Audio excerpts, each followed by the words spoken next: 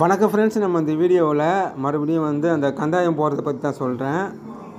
பழைய மரம் அழுக்கலாங்குது அப்படின்னா இது மாதிரி ஒரு தகடு, வால் தகடை நல்லா ஷார்ப்பாக பண்ணிக்கணும். நல்லா கத்தி மாதிரி இதுமாரி அறத்தை வச்சு ராவிக்கணும். அப்படி இல்லைன்னா உப்பு தாளில் வச்சு நல்லா தேய்ச்சிக்கணும்.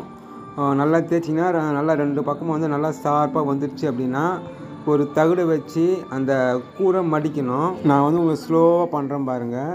இந்த தகடை நல்லா கத்தி மாதிரி கூரை ஷார்ப்பாக தேய்ச்சிக்கின்னு அதுக்கப்புறம் அதில் இருக்கிற பிசுரெலாம் லைட்டாக அந்த பக்கமாக தட்டினீங்கன்னா கொட்டிடும்.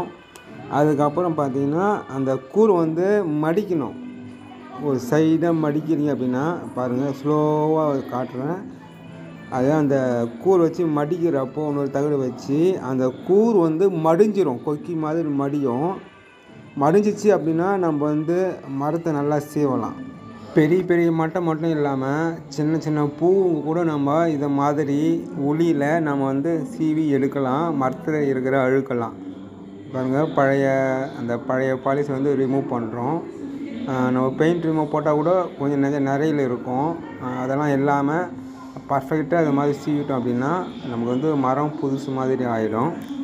நம்ம சின்ன சின்ன உளி கூட நம்ம வால் தகடில் நம்ம வாங்கி நம்ம தீட்டி இது மாதிரி கந்தாயம் போட்டு சீவலாம். உங்களுக்கு ஃபஸ்ட்டுலலாம் ரொம்ப கஷ்டமாக இருக்கும், போக போக உங்களுக்கு ஈஸியாக வந்துடும். எனக்கே இது மாதிரி சீவத்துக்கு 1 மாதம் 2 மாதம் மேலே ஆயிடுச்சு. அந்த ட்ரைனிங் எடுக்குது எனக்கு 2 மாதம் ஆயிடுச்சு இது மாதிரி அழைக்கிறதுக்கு. இது மாதிரி நம்ம பாருங்கள், அந்த பழைய பாலிஷு எல்லாம் ரிமூவ் பண்ணி எடுத்துடுறோம். நம்ம நல்லா புதுசு மாதிரி வந்துச்சு பாருங்கள்.